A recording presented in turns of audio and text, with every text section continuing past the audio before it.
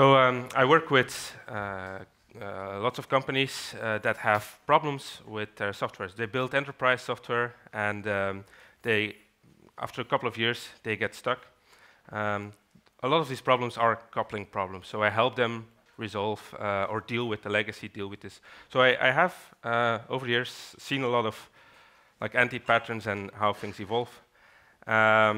So actually, I had some slides, but I got rid of them because I feel we can now think about, or we can try to reason about code without seeing it. That's what we're going to try to do here. Reason about coupling without seeing code, because that's a very powerful tool to have. And a lot of these problems, they are there because software design is has a very slow feedback loop. You build something, it works, it's great, you build some more, and then after a couple of years, you start to get stuck by all the design decisions that you made or didn't make. And for me, working with this legacy software has been great to learn to understand this better. So I'm going to try to get some of these ideas, transfer them to you. So where do we start? Well, first of all, frameworks, they are, what's a framework? It's basically trying to give you a generic solution to a problem. A lot of problems in software development are generic. They are repeatable. It's always the same things. You always need to, if you're in web, you always need to get HTTP requests and send responses and this kind of thing. So people sometimes think that I don't like frameworks or I'm against frameworks, and they say, so I shouldn't use a framework. I'm like, no, use a framework. By all means, use a framework. You don't want to do all this stuff yourself. If you don't use a framework, then you will eventually have built your own framework, and then you're using that. And that is probably not going to be the same kind of quality. You're working on it with one team instead of a whole community. So do use frameworks, but try to understand how these frameworks can sometimes go a little bit too far. So you're trying to solve problems in a generic way as a framework author, and or you think your problems that you are solving in your business are in fact generic, and that everybody should solve their problems this way. So it's very risky to go just a little bit too far, and sometimes it's very sometimes it's a gray area. That's what I'm trying to say, because for small and simple problems, it's probably good enough to have a generic solution, something that you can just implement, and in a couple of months you have the system up and running. Then it's really great. But if you use the same approach for projects that keep on going for years, then this starts to really get in the way. So this convenience that frameworks give you has its limitations. There's actually a very good talk about that on YouTube by Konstantin and Konstantin Everzet on Twitter, and I can't pronounce his last name, just Everzet, and Marcelo Duarte. It's from Symphony Live, I think. It's about frameworks. Go look it up. I just lost my timer. So I would call this reductionism. It's an idea from philosophy, where reductionism is the idea that anything can be described as its parts. So the whole is equal to the sum of the parts. And I think the same applies in software. We try to solve problems. We reduce problems to the smallest atomic units, and we use them to reason about our problems. And the best example of that would be Crud. You all heard of Crud? Yeah, so it's create, read, update, delete. It's basically the 4 commands that you can give to a database. And it's reductionist. Because if I tell a scenario, a business scenario, for example, I have some customers, they bought some products, I make an invoice, somebody else works on this invoice, and then we sign it off, we send it, they pay it, or maybe they don't pay it, and we need to start some credit control process where we have to send them reminders or call them and keep track of the money we've got and money we haven't got. You can describe this as Crud and just say this is changing state in the database. It's just create invoice object, read from the database, update it, etc.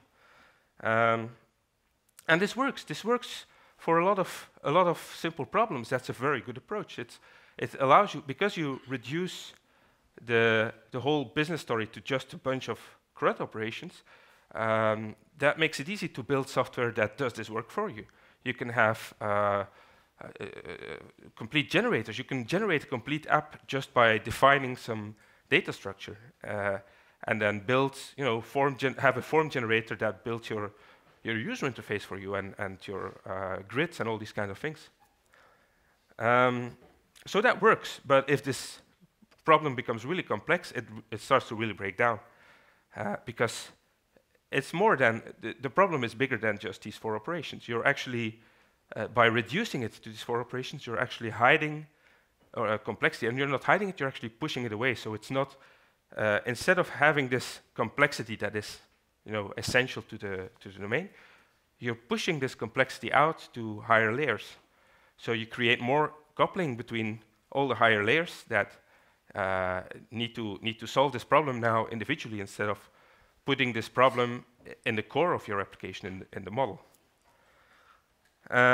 So, well, maybe I should define a model first, because what many people are used to working with is called actually a data model or a structural model, or maybe a relational model, but it's still very focused on the things.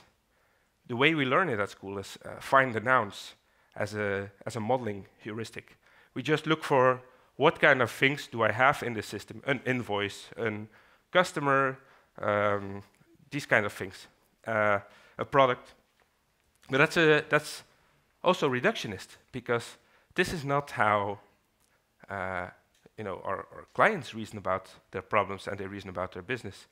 Greg Young actually called CRUD our industry's greatest failure, because what we have done is, in some cases, we actually have started to teach our customers to think in CRUD.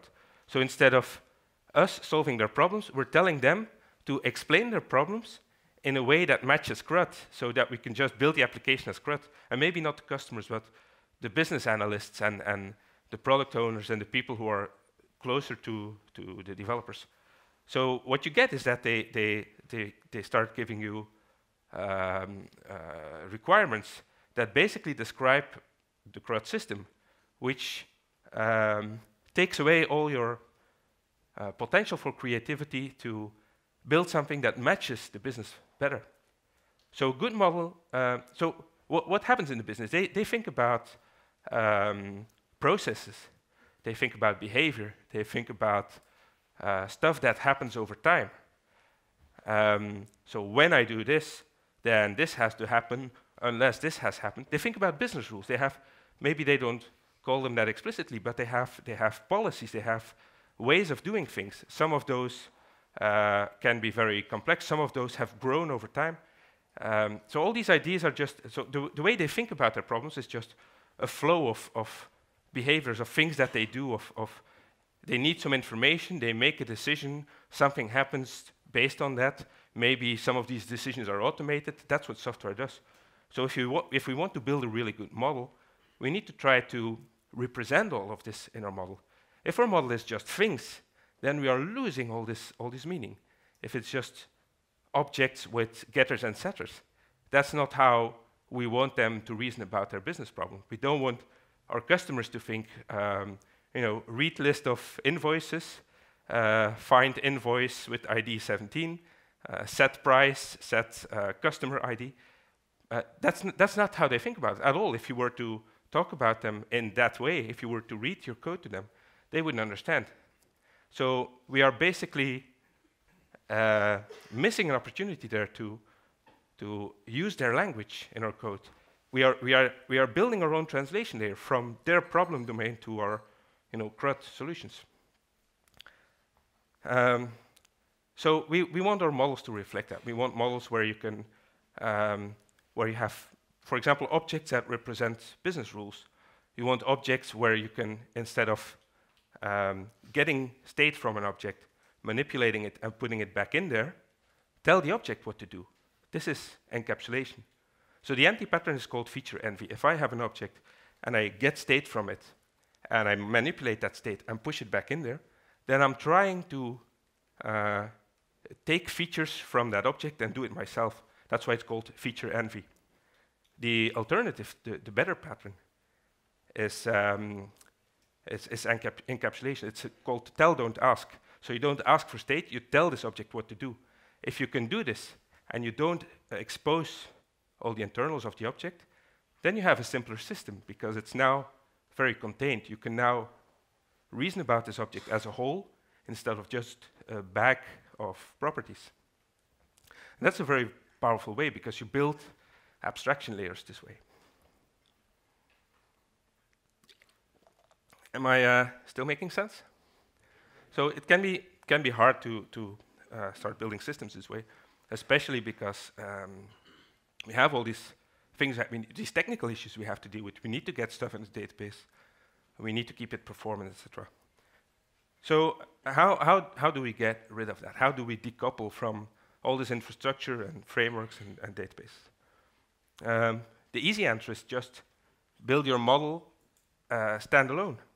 Just build it, make sure it works, test it, and make sure that the way to validate it is to look at it, and if there's anything in there that is not the language of the business, then you're probably mixing concerns. Then you're mixing the domain model with the technical stuff.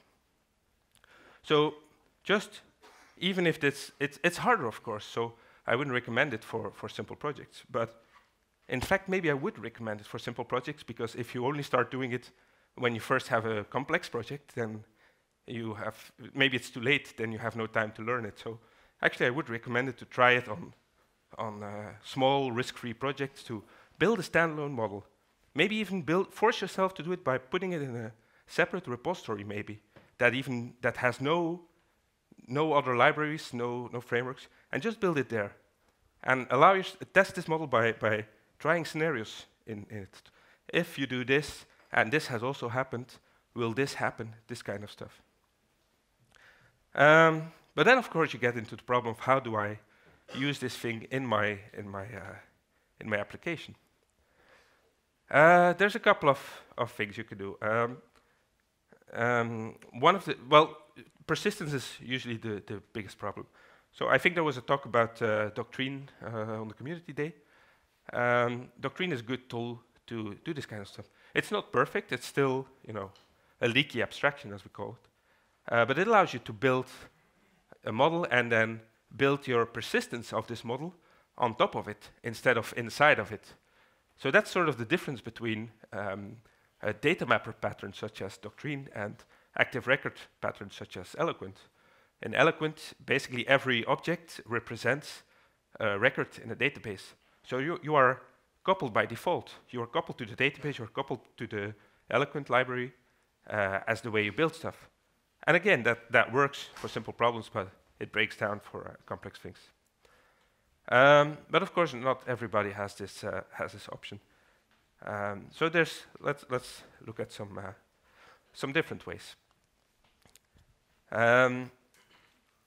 So what we're actually doing is, what is a form? What is a user interface? If you think Crud, then a form is something that manipulates state in the database. And then you have, in fact, this coupling, because you have a record, or you have a record in the database, you have an active record object in your code, you have a form in your code, and you have the user interface, the HTML, and it's all using this same concepts, same properties. If we think of what the user face really is, or what it should be, it's something that helps the user make decisions and that captures the intention of the user. So what if we make this explicit? If we say, okay, we're not trying to manipulate records in the database, we're trying to capture intention. That makes a lot of things easier to reason about. You tend to build task-based user interfaces instead of Crud-based. So what's task-based is basically, here's some information that you need. Now here's a form that captures the decision that you made about this thing. So let's maybe continue with the invoice example. I don't know, here is the here's the list of invoices that this customer hasn't paid yet. I want to notify this customer, or I want to block his account. So these kind of things you would, or I'm the customer and maybe I want to pay for the invoice. So these are intentions. This is the language of the business. Pay for invoice, block account, these kinds of things. So let's make that explicit. Let's have an object called pay for invoice, block account. Just an object with this name, a class with this name. That's very simple. That only has a couple of fields that represent this, or that are the metadata of this action you want to do. And we call these objects commands. They're not to be confused with console commands. I think they're called console commands in Laravel. I haven't actually used Laravel. But it's the same patterns that you see in many frameworks. So command is something that I want to achieve in the system, something I want to do. It's the way that you would a general would talk to his army. Do this, attack the enemy, pay the invoice, block the account. So you have this object, and well, that's not what a general would say, of course. So these instead of building your form on top of an entity, which couples your user interface to the whole, or to an active record, which couples your user interface to the whole flow through your application, you just couple your form to this command object, which makes sense because your form intends to, or captures your intention to do something. So that's the only coupling you have. That's all your user interface now needs to know about your system. I'm not talking about displaying information now, but just about rights, about updating, about changing things in the domain model. All your user interface needs to know is this one command object for each task that the user wants to do. And then how this thing is handled, it doesn't care about it. It just sends it.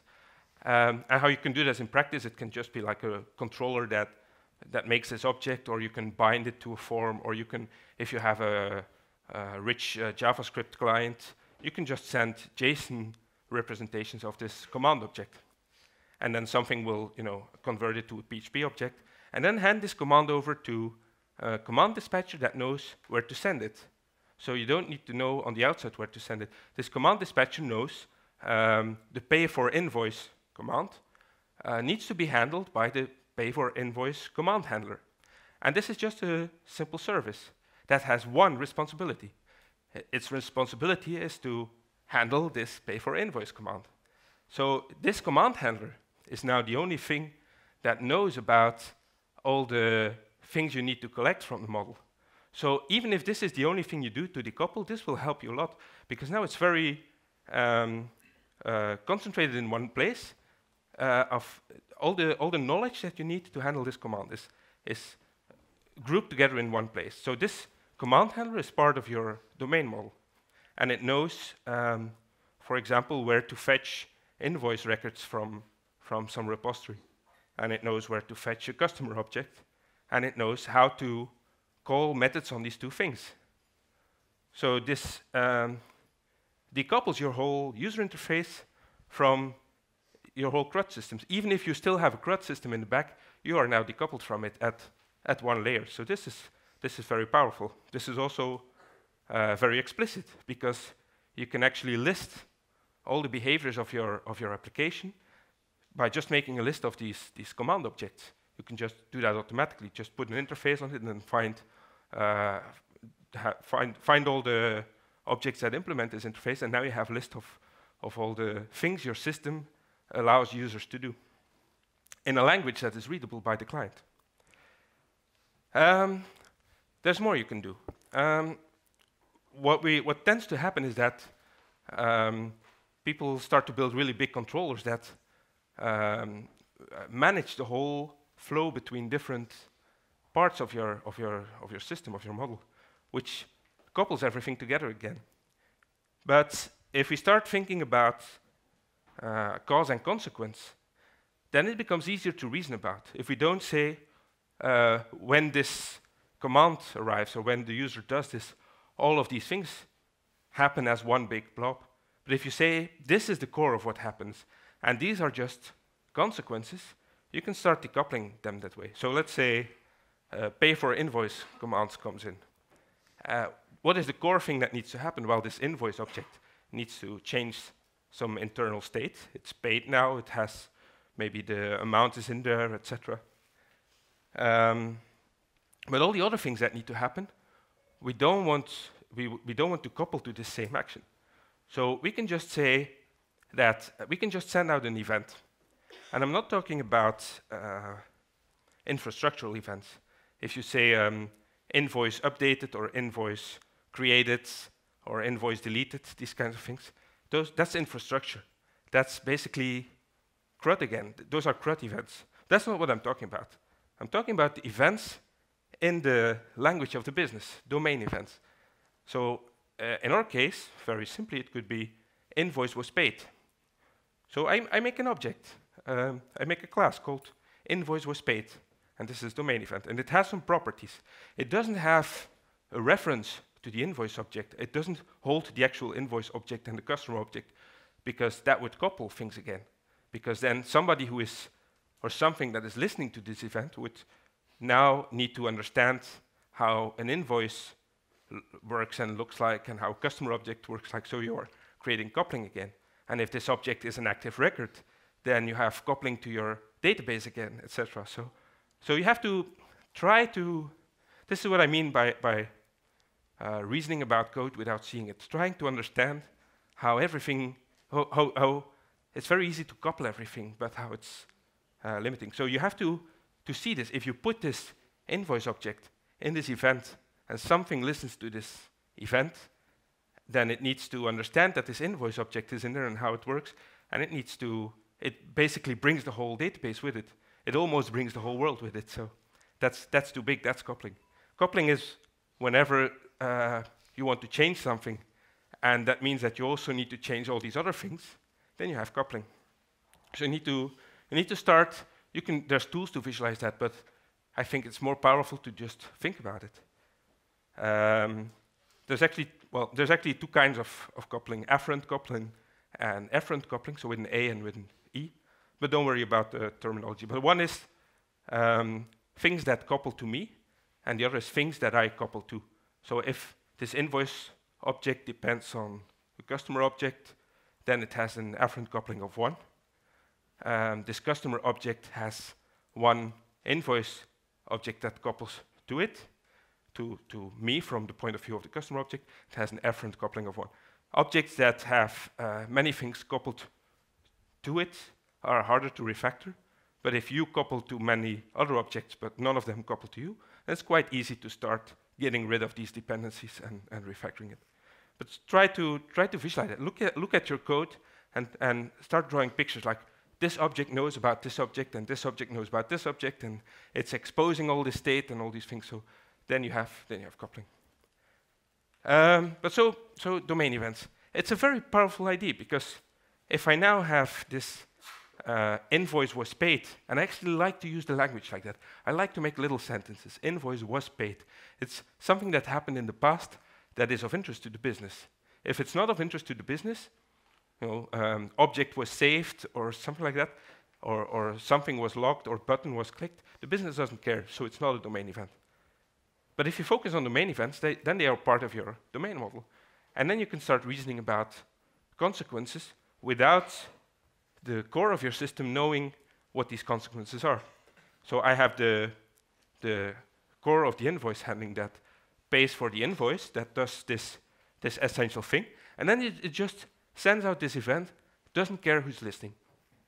So they cannot interrupt this anymore. This event it has happened. It's a fact now. It's something that happened in the past, and you cannot change history. So you have listeners now. And what are these listeners? Something that says, well, whenever an invoice is paid, I send an email to the boss to congratulate him, something like that. It's maybe not a very interesting example, but you can start building very complex things where, for example, I worked in a system for education, and whenever somebody was a pupil was assigned to a group, then this would cause the teachers who are teaching this group to get permissions to private information from this pupil. But this was very decoupled. We put the pupil in the group, we send out an event, pupil was enlisted in group, and other things start reacting to that. It's reactive. It's something happens, oh, then I need to do something as well. And all these things don't know about each other. The only thing they need to know about each other is what these events are and what they look like. So now you have two things. You have commands and events, and they are both messages. They just say, they either describe an intention or something that has happened. To get back to the general, maybe the king sends a message, attack the enemy, and maybe a message comes back that says, we won, or we defeated the enemy. So the first one is a command, do this. It might fail. Maybe they attack the enemy, and the message that comes back is, we lost, or no message at all because everyone's dead. But I guess that would be an exception then. But so this communication is, try to imagine it. You're the king. You don't know how they attack. You don't know what strategies they use on the field. You don't know, how many are there and what kind of maneuvers they do. You just send a command. You don't need to know any internal state of the army. And you get a message back that has information that you need, that you can make new decisions on, because now you have more territory and you can, start doing things. So the king is very decoupled from the whole army and the whole situation on the field, because it's just messages that contain the minimal amount of state that you need to understand the message. So is this making sense? Can you sort of imagine a system where everything is communicating with these commands and events going back and forth, and commands might fail or they might succeed, and then stuff starts happening. You have events that start happening. So even if we still use Crud, we are now, our user interface and the relations of cause and consequences are now decoupled, which is very, very powerful. And the only agreement that all the parts of your system has is the protocol of the message. This is what a protocol is. It's an agreement between different parties of what a message looks like. So HTTP protocol is agreements about the shape of HTTP messages. What does a request look like? What does a response look like? What kind of states are available? What kind of data goes in there? So it's the same idea, and you define them yourself. You define them. You can define them together with your domain experts, with the business people. You can actually start talking about these people and start discovering the problems they have and explaining or finding solutions by describing this whole system as cause and consequence, commands and events. This is way easier for them to understand. If they say, yeah, whenever I pay an invoice, then I want, I don't know, red lights to go on in the office because we don't like paying invoices. I know my examples suck today, but I guess that's the downside of not using slides. You know what they say? It's slides are like condoms. It's safer if you use them, but it's more fun without.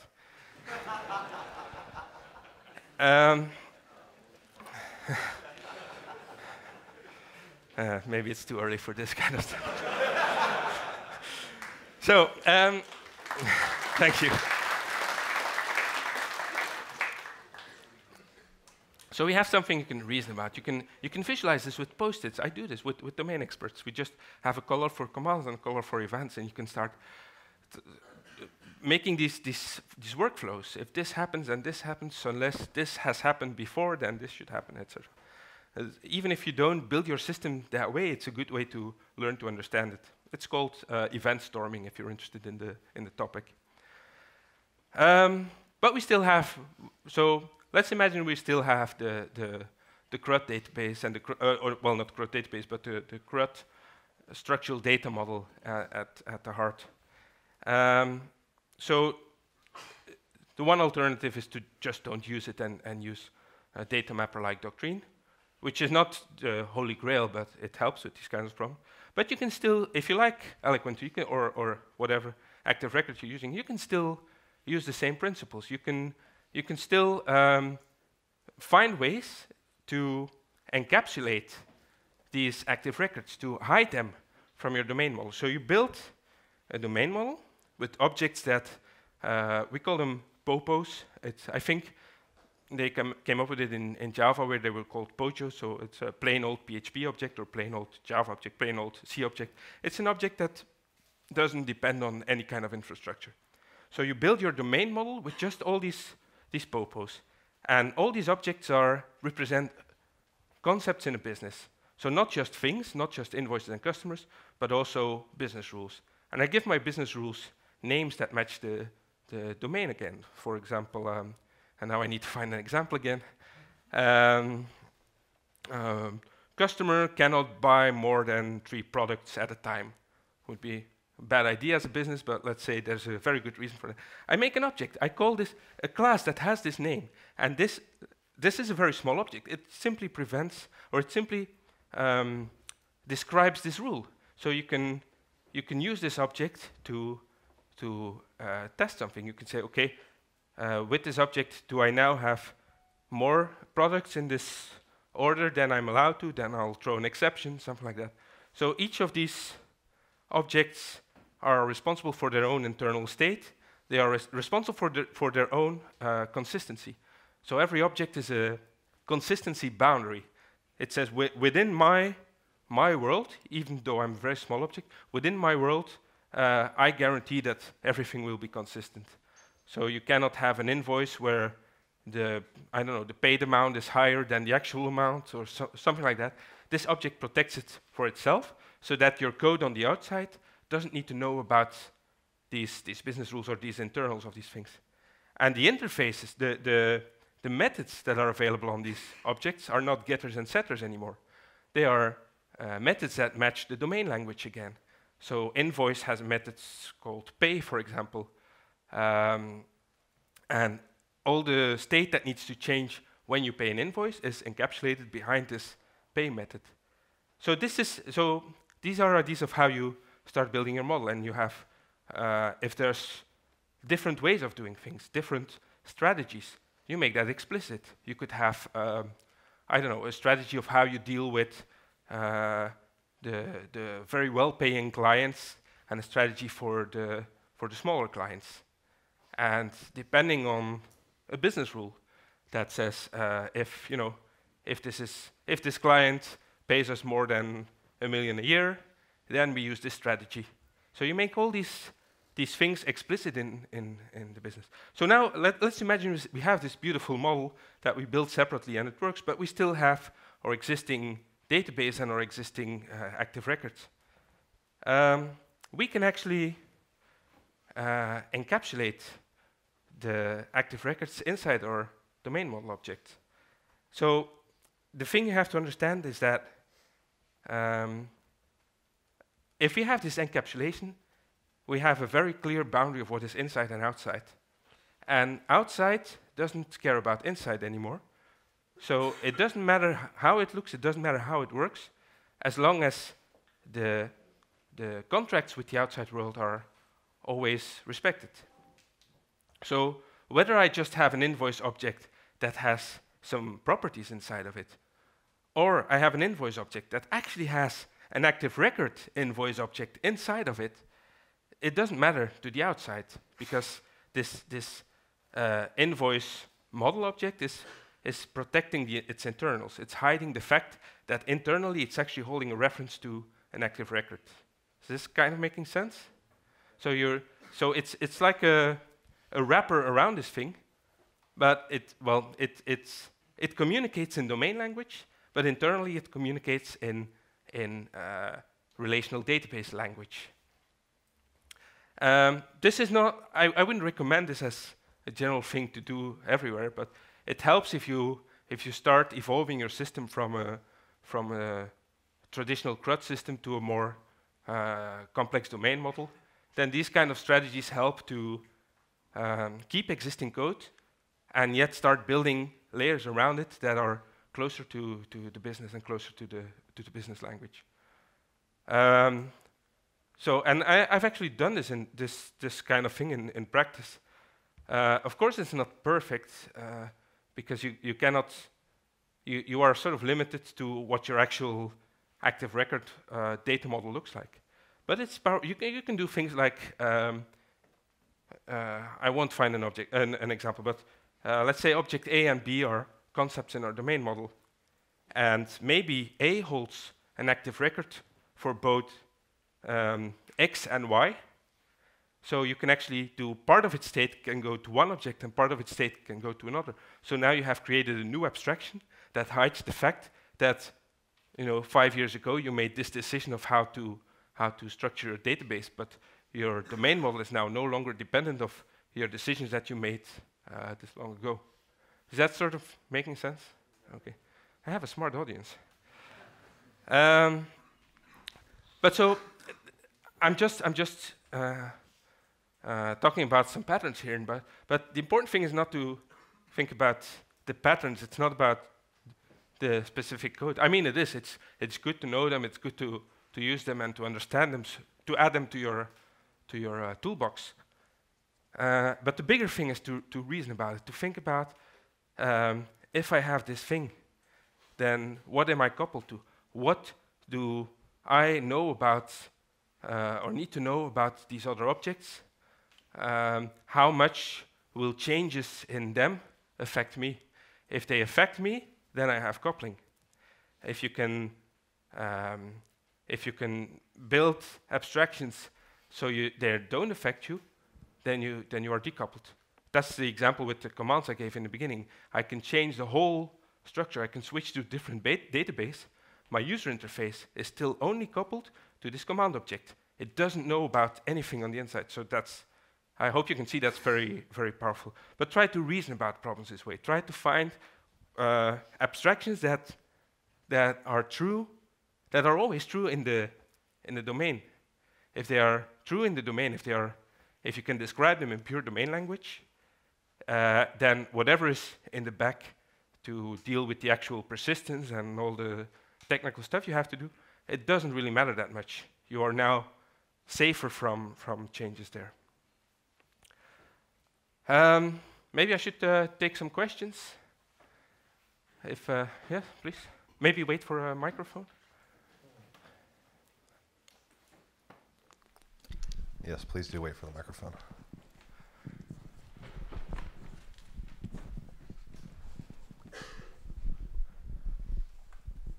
Oh, hello. okay, sorry. Right. Great presentation. I love hearing about these sort of things, and I view it as a sort of greenfield where I'd love to be. But there are two main roadblocks I found with implementing like the domain model and the entire thing. One is the PHP as a language itself.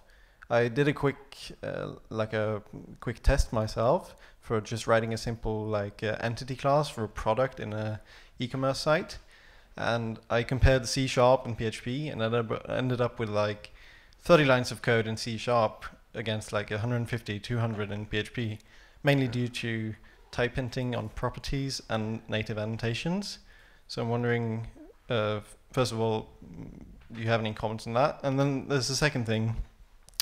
I'm from Norway and work primarily with Norwegian clients, so there's no like internationality. So my client's language is going to be all Norwegian. So I'm wondering, have you dealt with that? Like, how do you manage that? Do you start mixing language in your classes and methods? Okay. Is there a method to deal with that? Yeah. So for your first question, in F# it would probably be 7 lines, but so that PHP is quite verbose. One way I've dealt with that is in a system where we had like hundreds or maybe thousands events and commands, to just write a very simple code generator. So we could write our events and commands in YAML, a very simple DSL, and it would generate the code from that. That's worth it if you have a big system, of course. But the thing is, the typing is not your bottleneck. I mean, the typing on a keyboard shouldn't be your bottleneck. Learn to type faster and learn the shortcuts and this kind of stuff. If this is a problem, just get better at it. Get faster at writing PHP or pick another language. That's a sort of short answer, but I understand PHP is verbose and it can be annoying. The other problem is more interesting. I'm from Belgium. We have 3 official languages, and it's a mess, of course. We have I've worked in domains where there's basically 2 languages, and then what do? Do you pick one of them? Do you pick English? And even if it's a single language domain, do you pick the language of the domain, or do you translate to English? If you have a team with an international team, then picking Norwegian might be a problem. I actually have a friend in Germany who says, no, our domain model is completely in German. I cannot even express this in another language. He's very fluent in English. He feels he cannot express this as well in English as in German, that the language is less suitable. I kind of believe him. I don't know German, but I believe. But I think the best advice would be if you want to allow international team members to use English, but if there's very specific terms that are really very well known in the domain, that are actually part of the essence of this domain, that everybody understands, then maybe just use the Norwegian term, and maybe you will have 10 or 20 of these terms in your model. That's, even an Italian can learn 20 Norwegian words. So that would be one way of dealing with it. And typically this would be terms like very specific technical things in, I don't know, like in, what's it called? It's too early to come up with English words. So just believe me. Does that sort of answer your question? So you have options, but you have to figure it out in your own context. I think we have a question in the front here.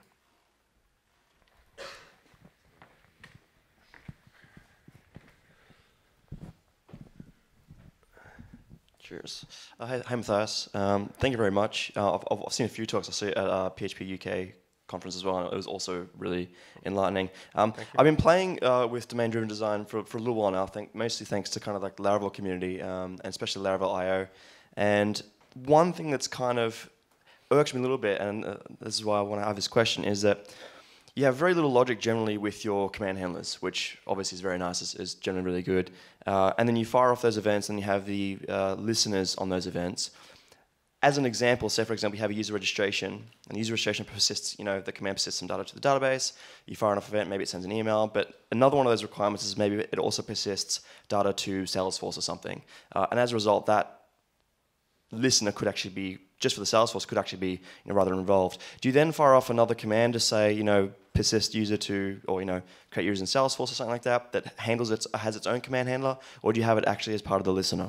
So try not to make your events and your listeners into procedure calls. Don't send a message saying persist user, because that's a procedure call. Even if you wrap it in an event system, you're actually doing procedure calls again. So it's just say things that have happened, and you can have multiple listeners. You don't call your listener. So if you have maybe let's get back to the invoice was paid. Because user registration is kind of a technical thing, and it's a solved problem, and you can do it with Crud, so it's not a good example. But invoice was paid. You don't have an invoice was paid listener. You have an notify the boss listener that happens to listen to invoice was paid. So this is very single responsibility again. This will not take on. If you are, that's the great thing. If you are very explicit with your naming, then it will be harder to start dumping all kinds of stuff into one ever-growing thing. If you call something invoice service, and that's the name of your class, then people will just put everything in there. If you call it notify the boss listener, then nobody is going to put something in there that has nothing to do with notifying the boss.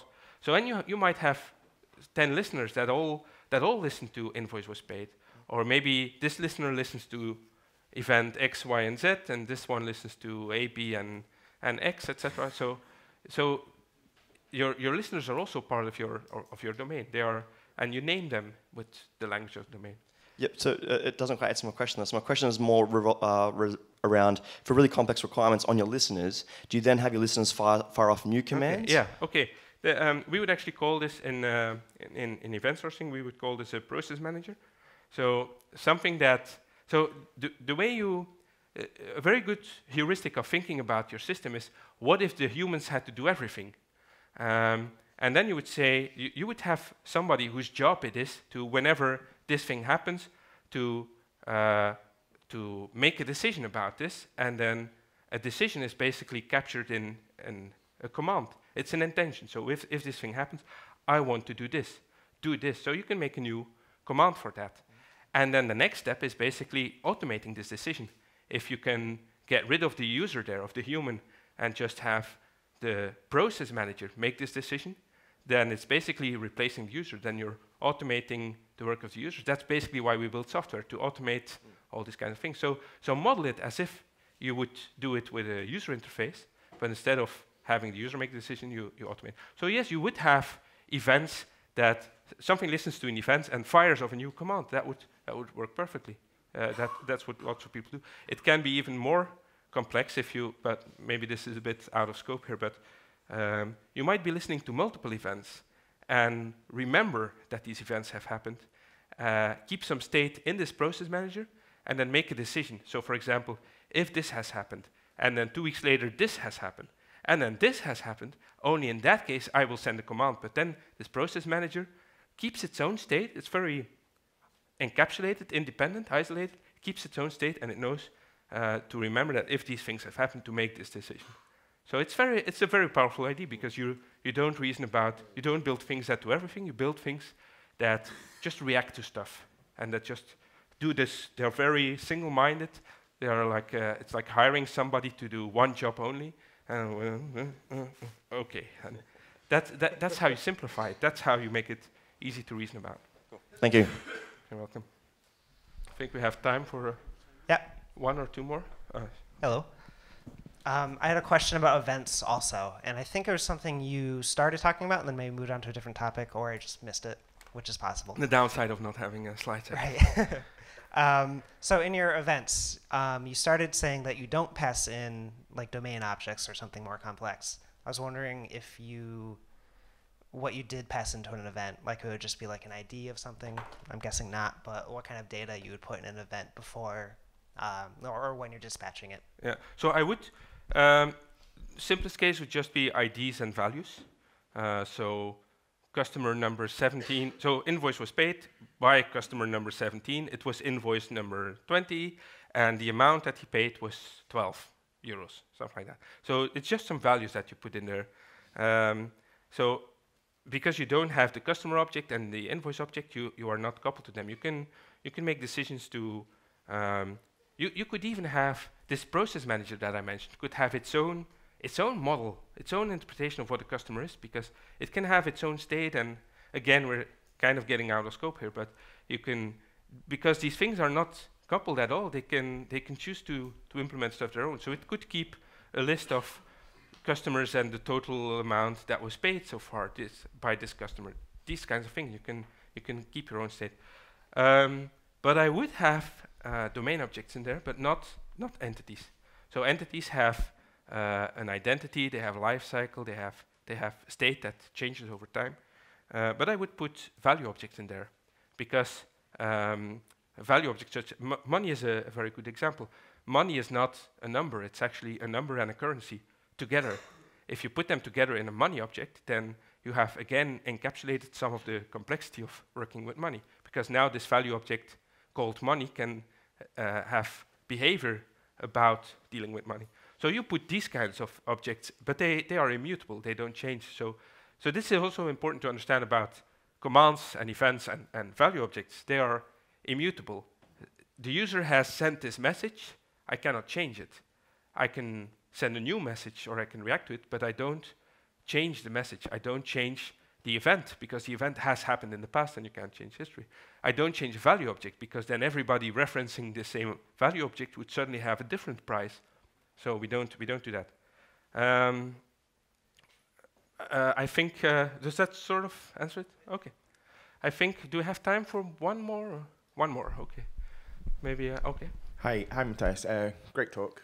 Really enjoyed it. I've used a little bit of like command bus style event command handling. Do you think I mean, I know this pattern comes from user interface design, not necessarily web-based user interface design. Do you find, sorry, not, you know, like systems that aren't necessarily HTTP oriented with a request and response cycle, do you find that you have problems where you need to respond in the same request to information from events that have happened?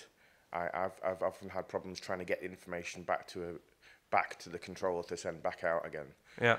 So this is a matter of immediate consistency and eventual consistency and synchronous command handling or asynchronous, etc.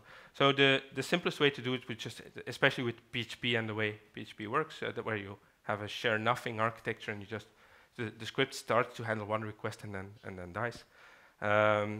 So for most cases, you can actually afford to just do everything in this one request. So send a command or accept a command, handle it. It would change some state, send out an event, react to the event, change state or do whatever you need to do, and then go back. It will not be any more costly in terms of performance than if you would do all these things in one big class. I mean, you wouldn't notice a difference. It's only if this becomes really complex and things need to wait, etc., and you have queues, then you could introduce asynchronous handling of, well, maybe start with asynchronous handling of the events and not the commands, or only some of them, because some of these things, maybe updating some information that you want to give back to the user straight away, that's something you would do synchronously. But I don't know, sending an email to the boss, if you put it on a queue and it will be handled, within a few minutes, that's good enough. A lot of these things are actually in real domains, can accept this eventual consistency, because the real world is not immediately consistent. But well, it's a very interesting topic. It would deserve a talk on its own. But feel free to come and ask me after. I'm here all day, so if you have any questions, feel free to come talk to me. So thank you for listening. I have.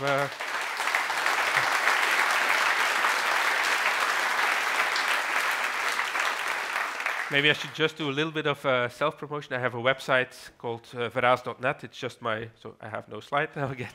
It's just my last name, .net. My Twitter is Mathias Verraes, first, last name, one word. I teach domain-driven design workshops. I have one coming up in Amsterdam in October. London is sold out, but I have Belgium in January, Copenhagen in November, and there's some more coming up. If you're interested in this stuff. And I blog, and I have a podcast with Verraes, who's speaking later, except that we have been a bit lazy. But we should record some new episodes. But we will. Thank you.